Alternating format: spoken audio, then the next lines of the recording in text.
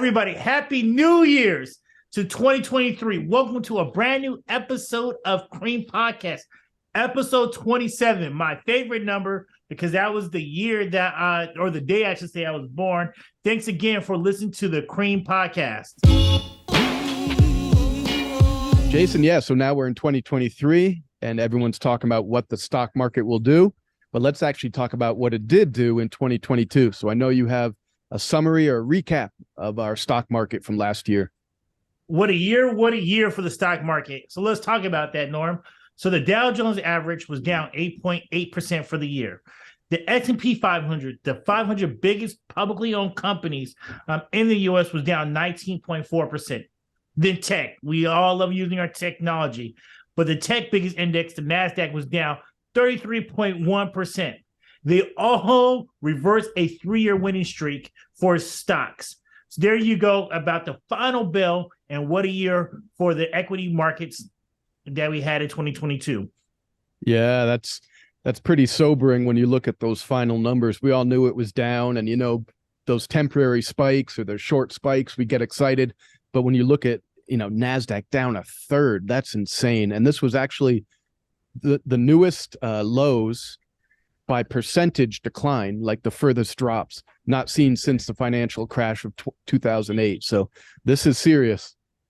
Yeah, it definitely is serious. And if you look, especially in tech, if you look at the tech stocks, there was a lot of challenges within tech stocks. You saw Facebook drop over 50%. You've seen Facebook have a huge drops. Tesla, who everybody was a shining star a couple years ago. You're seeing a lot of these big names in tech have bigger drops than just this 33%. So that is very, very huge. And only two major indexes or subjects within these indexes did well, which was energy and then healthcare for the 2022. Yeah, I know energy took off and probably still will, but yes, that's the stock market recap for 2022. All right, Jason, now on the C.R.E.A.M Podcast, we have everyone's least favorite topic, which is inflation. And you got some more crazy numbers, some good news and some bad news about what inflation did with the most recent inflation report. Yeah, so when we talk about inflation, previously before the December 13th report, economists predicted that CPI, Consumer Price Index, will rise 0.3% in the 1 month since the last report. But falling energy prices kept inflation in check. All items inflation increased by 7.1% annually, also lower than the estimated 7.3% mark. So yes, we still have inflation, but it's not as high as we expected it to be. Yeah. This marks the second straight month where inflation was lower than expected inflation readings.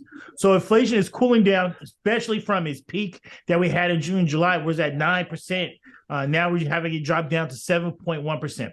So energy prices dropped 1.6%, which was the biggest contributor towards inflation. And when we saw a big decrease, I see right now when I go to the gas pump, where gas dropped 2% decrease and gasoline crossed. But the one thing that killed us, especially in the holidays when we get turkeys and making these huge spreads during the holiday season, was food, where food prices rose 0.5% over the month, which is a huge thing. So there you go with your inflation numbers for the month of December. Yeah, and it's very good points you brought up where, yes, it came in lower than expected, and it is coming down. 7.1% is a lot, but at least the Fed's campaign to raise rates is starting to work. But a lot of that was dragged down by energy prices, right? If you take out energy prices, food, shelter is really concerning. That went up more than 0.5 point.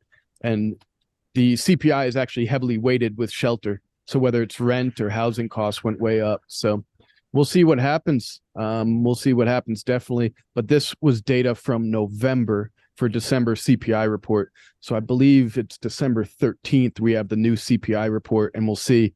January 13th. Excuse me. I'm still writing on my checks, 2021 because no one uses checks.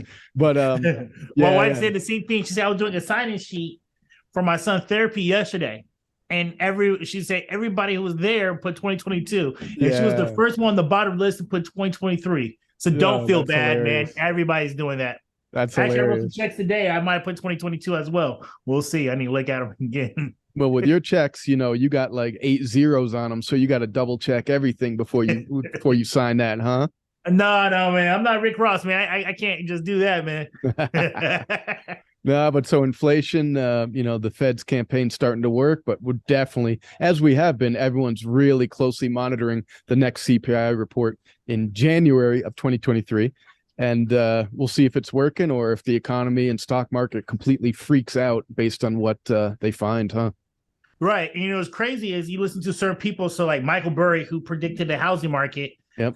He said inflation. He's the guy from he's the guy from The Big Short, right? Yep, Big Short. Yep. Make tons of money from the housing bubble. They said he said that the Feds are going to have inflation down. They're going to spike back up. While some people, then you hear some economists say it's going to naturally just continue to slow down. So we don't know, man. It's so many factors that go into inflation that, from goods to services right now. So I can't find staff, so I have to raise my prices to find good staff and hiring, which just causes inflation. Then you see the government with its tax increases as well. So,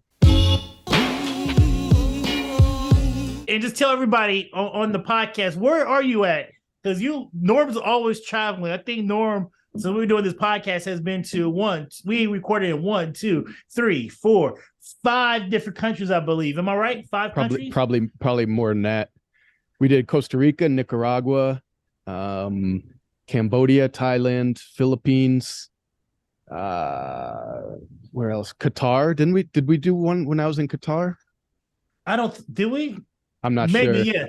Not sure. I thought we did, but I'm not sure. We might have done one in Qatar. And now Colombia. So yeah. You was playing soccer and working construction in Qatar in that hot weather. So and the one place we haven't recorded it together is the U.S., huh? Isn't that something? We should have done over sushi and sake while you was out here. That'd be cool. I know. Yeah. So to answer your question, I'm now in Medellin, Colombia. All right, Jason. Now we just talked about inflation, and now we're going to talk about something that's driving or trying to lower inflation, which are interest rates and the Federal Reserve. So the Fed met on December 13th, 14th, and raised their benchmark interest rate by 0.5 point. That actually was right around what people predicted, but lower than the previous increases. So what are you seeing or forecasting with interest rates in the Fed? Yeah, so what we're seeing is, and the predictions everybody thinking is that the Feds are going to, and even with Jerome Powell, I always say the most powerful man in the world, is that they're going to continue to increase interest rates, but we're not going to see that 75 basis rate hikes that we said previously. We're going to see 50 basis points, possibly 25 basis points, and then they might just flatten out and just see how inflation goes from there. So don't think there's going to be continuous for the whole year, but definitely see those increases and then see them pause. We're hearing prediction at sometime in the middle of the year to see how inflation is getting controlled at that point. But remember, their goal is to get the federal inflation target back down to 2%. Yeah. And right now, it's going to be a long road to get there, as economists are predicting right now the Fed fund rates going to be at 4.1 for 2024, and core inflation is not expected to go down to 2% till after 2023. Yeah, so they think it's going to peak probably about 5.1% in probably spring of 2023. They're really ripping the Band-Aid off, and they're going to keep hiking rates, but then hopefully start tapering down, like you said, to about the 4% mark for the federal funds rate in 2024. So 2%, that seems like a long way off from our 7.1% now, huh? That's a long way off. And I'm not sure how they can actually do it due to all the world global issues when it comes to energy prices, with the issues of Russia and Saudi Arabia and what's China now. China's going to be a complete mess, right? Right. So how can you really get down to 2%? It's more than a lot of this stuff is not, the Feds can only control so much when it comes to monetary policies and interest rates. A lot of this has to do with international relations and how that affects how much goods and supplies going to cost, and even getting those goods and supplies. Yeah, I don't see how it's going to get down to 2% in our modern world and our global economy, like you said. But at least, fingers crossed, it's headed in the right direction, hopefully, huh? Fingers are crossed, it's headed toward the right direction. All right, Jason, next up in the C.R.E.A.M podcast, we're going to talk about GDP, gross domestic product. So tell me a little of your thoughts on GDP. Right. So in the third quarter, the numbers were actually up. So GDP was up 3.2%, better than those negative quarters that we got in earlier in the year. So we're getting off to a better, stronger due to people are back consumer spending. So people are spending more money. The numbers are looking better than what I said in Q2. However, analysts are fully expecting a slowdown with Q4 GDP. And I see that personally where I'm talking to people about the holiday season. Usually that's a big period where people are going shopping and retailers make most of their money during the holiday season. But it seems like a lot of people have been reluctant to buy this Q4 because they're hearing about the rumors of recession. So I feel like people are saving money. And because of that saving money, I feel like our GDP is going to slow down in the fourth quarter. And that's what a lot of people are expecting. And those numbers we should hear about from GDP is going to come out in January 26th of this month.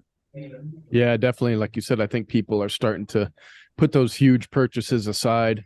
And also, my favorite thing is debt and credit cards to talk about. And I think a lot of those purchases are going on credit cards. So even if the GDP is solid or it doesn't fall off a table because of consumer spending, do they really have the money or are they just racking up debt, right? That's not a sign of health in the economy.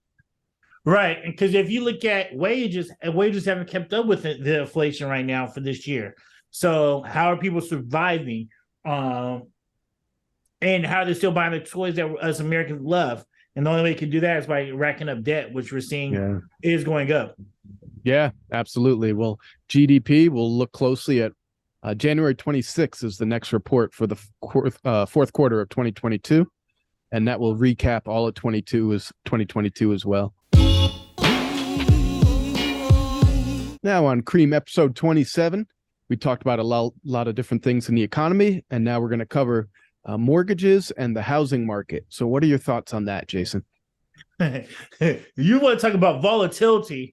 Right now, mortgage rates this year has been so volatile over last year. We went from 2.5% 30-year mortgages to earlier was 7% in the third quarter of 2022. Now in Q4, now the average 30-year mortgage rate is at 6.27%, almost a 75 basis point drop, which is a huge drop. Yeah. Also, here in the Bay Area, California, we know that home prices have went through the roof.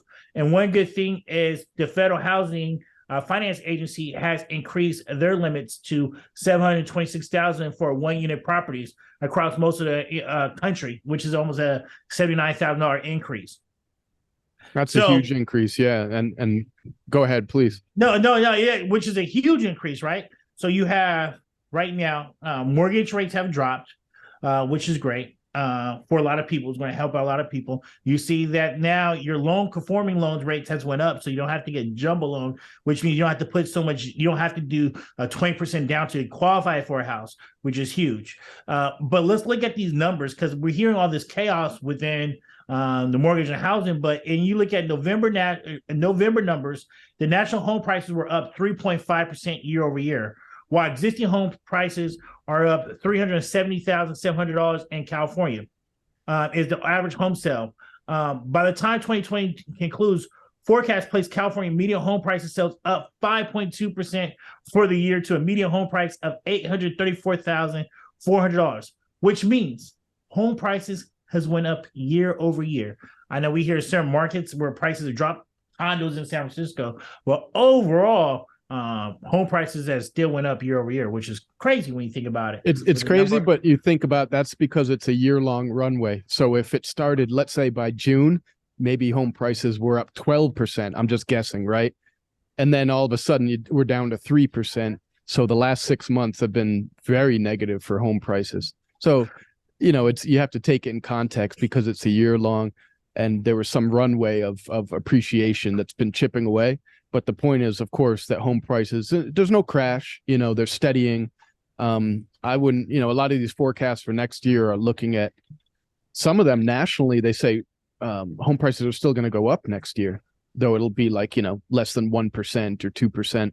California, they're expected to come down a little bit, but we might see 5%, 7%, worst case scenario, 10%. So it's definitely not going to be some drastic crash like we saw before. And I think the old thing about housing is regional, not national. So even though you hear these national numbers, every region is going to be different. Depends on the economics of that region. So, I go back to San Francisco. I Francisco personally probably going to be is going to be hit harder than most of the country because we're seeing all this drop in the NASDAQ, which has hurt a lot of people in tech. Where now we're hearing tech layoffs. So that's going to be different than other parts of the country where their economy is booming. People are hiring. People getting job wages are increasing in that area. So it all depends on your region. So just when you hear national numbers, don't look at it caught up in the national. Look at your region and see how those regions are going to be. Region or even city, right? You can't compare San Francisco to Los Angeles to Sacramento. But one thing that it all comes down to as well is supply and demand. And that's what these numbers don't speak to. And, when you have there's such a listing shortage, there's a shortage of available housing, whether it's buying or renting, even in California. And there's still so many, such population growth. People still are moving to certain areas. So maybe that'll slow. The demand will slow a little bit because of tech in San Francisco.